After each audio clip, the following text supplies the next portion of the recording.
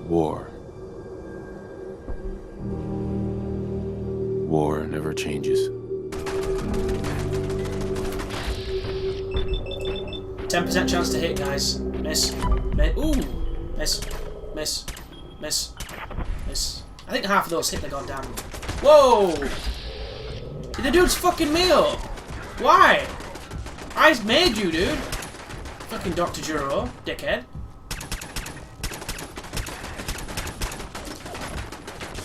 I do like this pistol. It's not very good, but... Do you think Strong hit the guy by accident or something? Or the turret was shooting at me, but hit the robot, and the robot somehow blamed me for it? I don't know. I guess I just... Wow, this looks rough. What the fuck have they been doing here? Evil people. I was watching a program the other day with my girlfriend, and it was pretty sick, really. But it was also, there was a hypocrisy to it, and it's one of those hypocrisy that's very difficult to see, because people have emotional responses to things that shock them or things that they don't like. They don't really, you know, line it up with all the other atrocities in life and look at it in perspective, because it's a very clinical thing to do.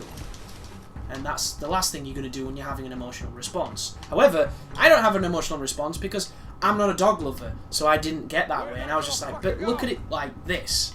And what it was is a program that was looking into a Vietnamese trade of dog kidnapping. And what these people do in a beautiful place like Vietnam is they steal people's pets and they sell them to places that use them for meat. So they steal these dogs and they sell them to these people who make dog food for people.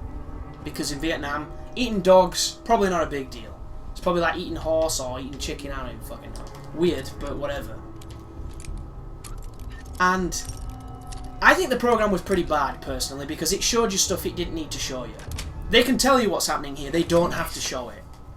And they were going for that shock value.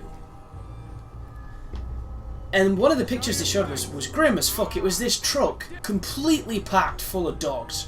Like, these dogs couldn't move. They were on top of each other. They were stacked like 9 deep in these cages. It was the saddest thing on the planet. It was like an awful, awful sight. Really, really heartbreaking.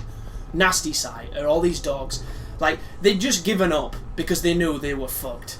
Like, there was no point in complaining. They were fucked. And it was really sad.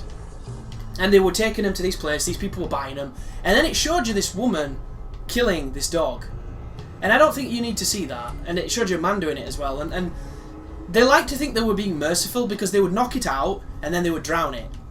And you didn't actually see it on the program I watched, because it's this program where you watch people watching programs. It's like this weird vicarious social experiment. But it was pretty fucking rough. And I just didn't think that it was necessary for that kind of thing. Like, the only thing they're doing there is they're publicising it by showing it. You don't need to show it. And I do understand, I appreciate some people need the shock treatment of it, but there was no need for it at all. I just didn't think it was right.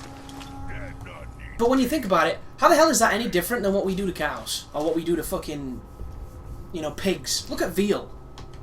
Veal is meat that is made tender because of how we treat the animal before it's killed. And these are animals that are bred to be killed. And just because we don't treat them like our best friends, you know, we don't look at them and go, oh, and it's sad and everything. Well, some people do. But it's literally no different with what they were doing there with that big truck of animals that were about to be killed for food than what we do when we've got an assembly line of pigs strapped by their ankles getting their fucking throats cut. And they're screaming because they know what's coming, because they've got that fear part of their brain and they know something's wrong. Because you're not meant to be strung from your fucking ankles listening to your friends die. But nobody cares, because bacon tastes delicious. And everybody just doesn't bat an eyelid, except for the PETA people and the vegetarians and the vegans and everything.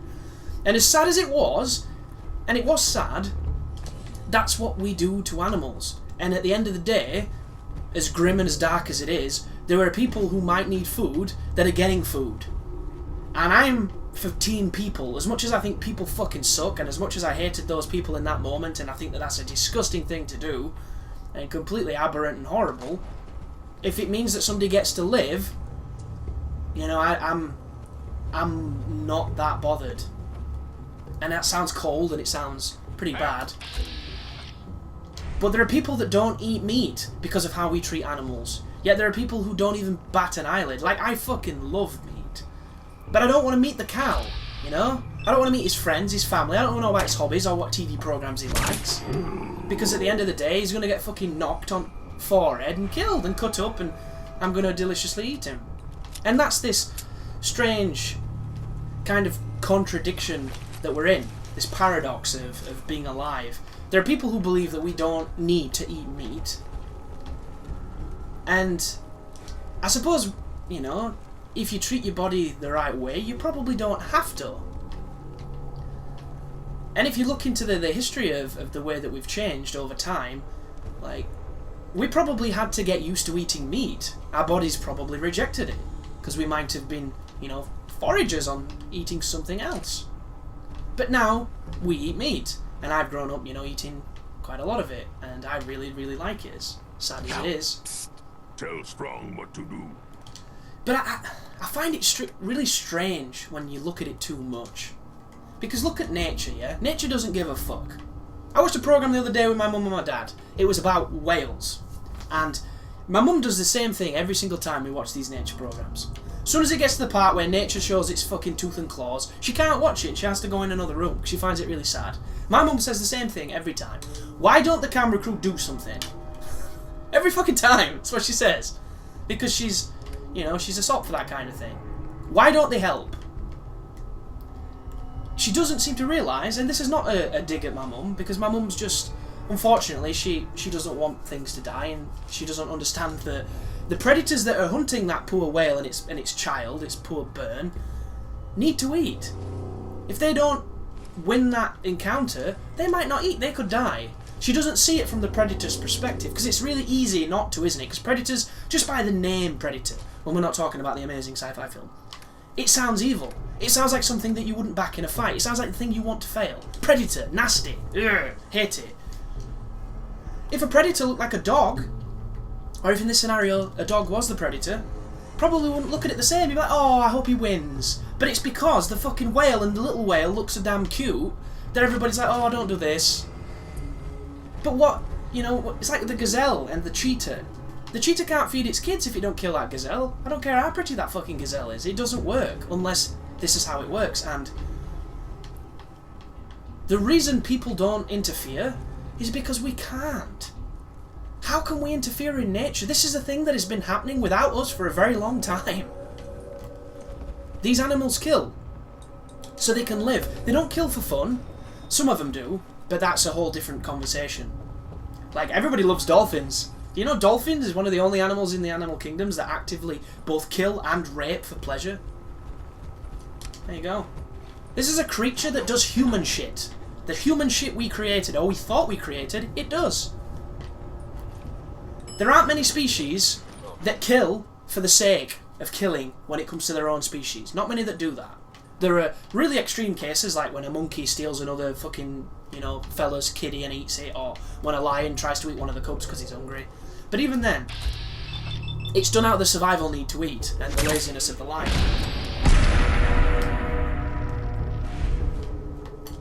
But it's nature, and that's how it works. And for us to say it's wrong, I think is the most arrogant thing we can do.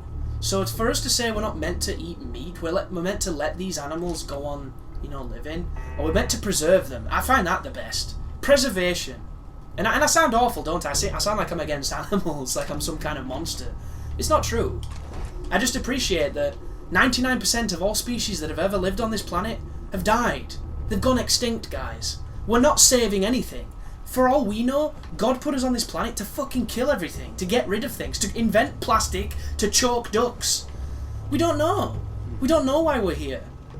Like, it's like the whole George Carlin thing. Maybe we were put on the Earth to create plastic, to make the Earth better. Earth really needed plastic, doesn't bother it at all. It survived an ice age, what the fuck does it care about a bit of plastic? Maybe it needed plastic.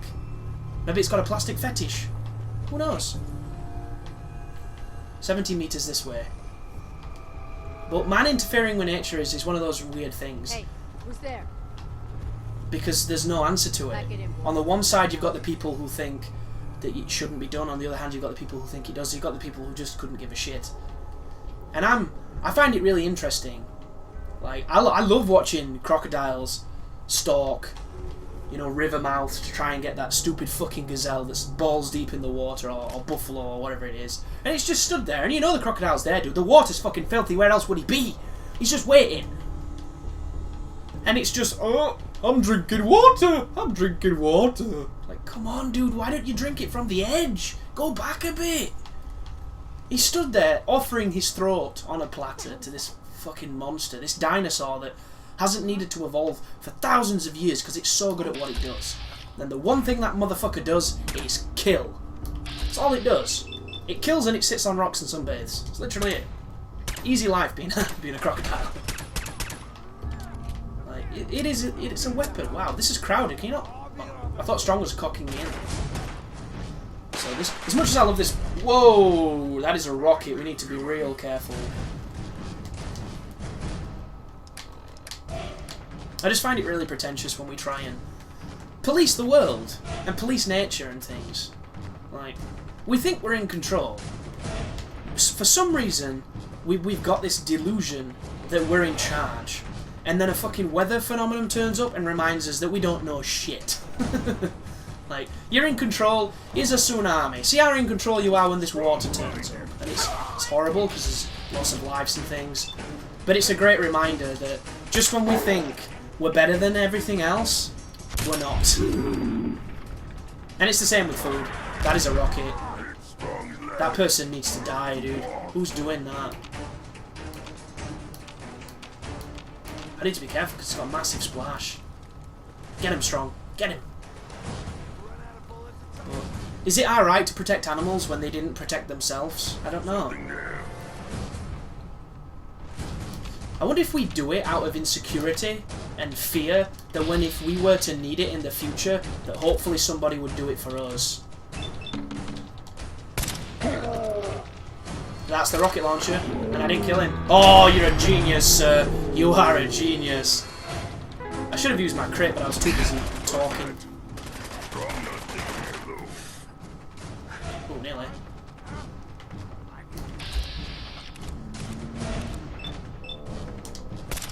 I don't know. It's a strange world, guys. It's a really strange world. Like, I don't really like zoos. I've just come off as the least, you know, empathetic person towards animals on the planet. But I really don't like zoos. I think they're awesome because you get to see all these crazy animals at a perspective that you just can't because of nature. But at the same time, is there anything sadder than seeing a big lion just sat out on its belly, doing fuck all, getting stared at, like wondering what the hell's going on? Every fibre of its body is saying like, yo dog, why aren't you chasing something? But there's nothing to chase. And then it gets a nice dinner plate full of food. It's off, it's weird. And he knows it's weird, because he's sat there being like, what's going on here? This is weird. I find it really sad. And I've got no, you know, loyalty towards lions, because if it's me and the lion's going down. But at the same time, like, I don't really think it was a great thing that that person hunted that lion, which I think is retarded. Because if you're going to hunt a fucking lion, guys, you hunt one of the ones that hasn't been sat on its ass for the last few weeks doing panto.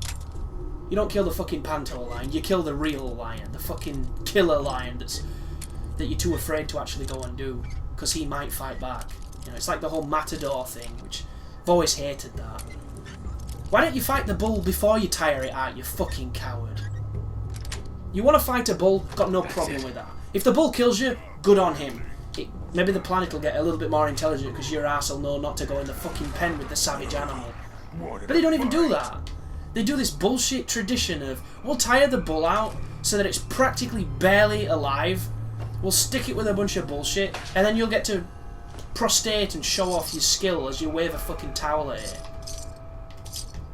It's one of those sports, isn't it? It's one of those sports that you watch. Does anybody want the Matador to win when they watch that sport? Just a show of hands, guys, in the comments. And I apologise if this is a custom of your country and it's sacred and it's this and it's that, but fuck that bullshit. I am wanting that bull to win every single time. I don't give a shit. Like, there is absolutely no reason to do what they do to those animals. It's torture. It's just torture. It's not fair. It's not a sport. It's not a game. It's just fucking... Like, it's Jack Bauer. That's all that bullshit is. Now, don't get me wrong. if they went up against a bull that had not been run around by another bull or a horse or however it is they do it, if they'd not completely exhausted it and it were fresh and it were angry and it were ready to go and it, yeah, I'd love to watch that. I think that sounds great. You want to go in there with a bull? Good for you, dude. You've got balls of steel. You're a fucking idiot, but I'll watch. But not that thing that it is that they do now. That stuff can die in a ditch. That is just trash. Utter trash. And anybody who thinks they're a man or somehow superior for doing that, I want them to get some kind of rare blood disease. Because they're just not worth the time. They're not worth the space they occupy on this planet. Horrible human beings. And the people that watch it, even worse. Like, you wouldn't watch... Well, you would. People are sick, aren't they, I suppose. I keep saying you wouldn't. Of course you fucking would. There's channels on the internet where people watch the most horrible stuff for no other reason than because they can. Like, look at that aid worker recently who went to... Is it Syria? The fucking trouble spot at the moment. Delivering aid. Delivering nappies for babies. Doing the shit that their own government won't do because it's in that massive civil war or whatever the hell's going over there with terrorism and everything. I don't really know too much about what's going on over there, guys, because I avoid it. I don't want to live a miserable life. Unfortunately, they keep attacking other places, don't they, and bringing that miserableness to everybody else.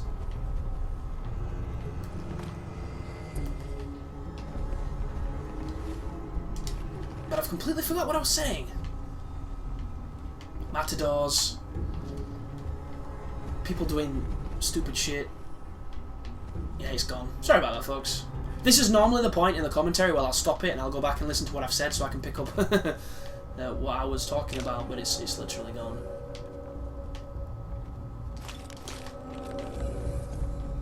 But that stuff is pretty rough.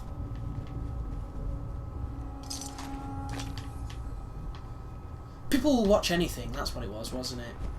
That aid worker guy in Syria.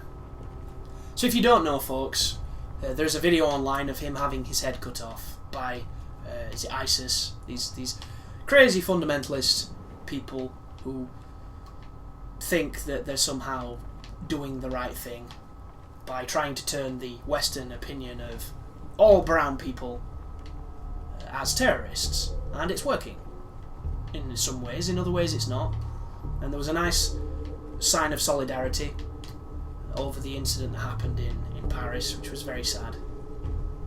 It's always very sad, and it'll continue to exist as long as we continue to exist and as long as people continue to use words as weapons. And we'll always do that because we created it and we're good at it. But you know the thing that pissed me off most about that entire thing, other than why do people do this, because I don't get it at all, was the way that they phrased it. That's the thing that bugged me, and it's probably the thing that probably didn't bug too many other people because they're not as weird as I am. This is like fucking Blighttown. What is this? The hashtag that immediately went up to show a sign of solidarity was invoking the very same thing that caused it. And I disagree with that immensely, on a principle level. Why wasn't it anything but the word pray? Do you know what Paris needs? It needs a lot of things. Those families, all those people injured, all the people injured, you know, just by proxy, they need a hell of a lot of things. But you know the one thing that ain't gonna fucking do a single thing is prayer.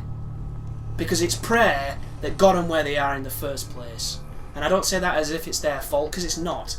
It's the fundamentalist fucking idiots who think they're gonna somehow impress a magician in the sky by doing that kind of trash. Hello, Raid Scum. Goodbye.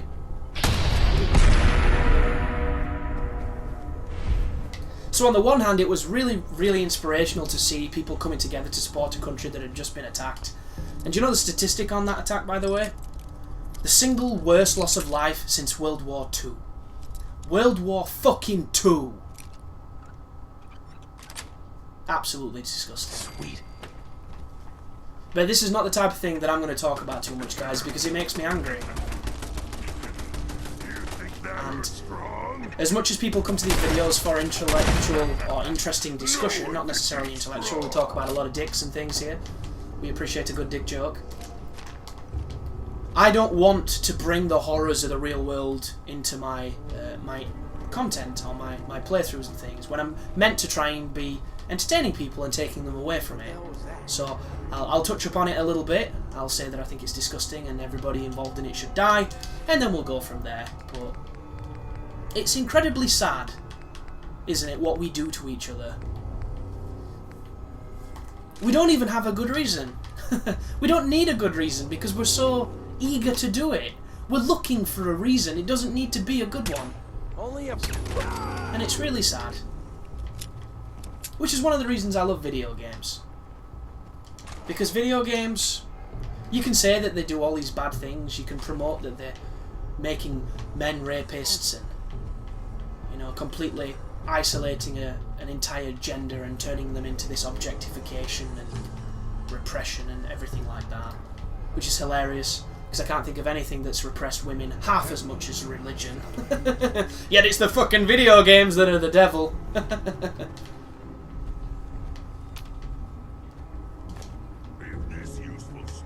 Interesting. A lot of X-rays, small picture frame. But that's what this is, it's escapism, you know, games are great for that. There's a whole bunch of crap happening, let's play a good game, let's take our mind off it and let's have some fun. And I love that. I love the fact that we still have these things that enable us to ignore the fact that the world's a shithole. And it's always been a shithole, and you've just got to make your own pocket of, you know, less shit. And you've got to enjoy it, because you never know, do you? You never know what's going to happen. Like, how many people thought that anything bad was going to be happening in France? You know, bad things were happening in Iraq and Afghanistan and, you know, all these other places. All these hotspots, as we like to call them. And then things like, you know, 9/11 happened. And to a lesser extent, the 7/7 attacks on London, and then this on this place. And you don't expect it, and you can't expect it, because if it's going to happen, it's going to happen, folks. A lot of people are like, oh, I'm not going to Egypt, I won't go to Tunisia, I won't go here. Like, yeah, but you can't say that, because people have been going to those places for hundreds of years and not having a single thing bad happen. It's just, unfortunately, bad things happen. You know? It's how it works. Which is why we've got to, you know, focus on the good stuff. Like having a super mutant companion with a massive hammer who blocks your doorways, you know? You need somebody to block your doorways. It brings you down. It gives you that reality pill that keeps you in check. And I'm lost here. Really lost. This is very maze-like, labyrinthian. I assume I just go here, do I? And drop, maybe onto this. That'll do it. So we're checking out a safe house. I'm guessing this is not a very good safe house, because it's not that safe at the moment. Somebody was mentioning too, for a... Oh my god! You've got to be fucking kidding me! Oh, they set me up. They set me up so good.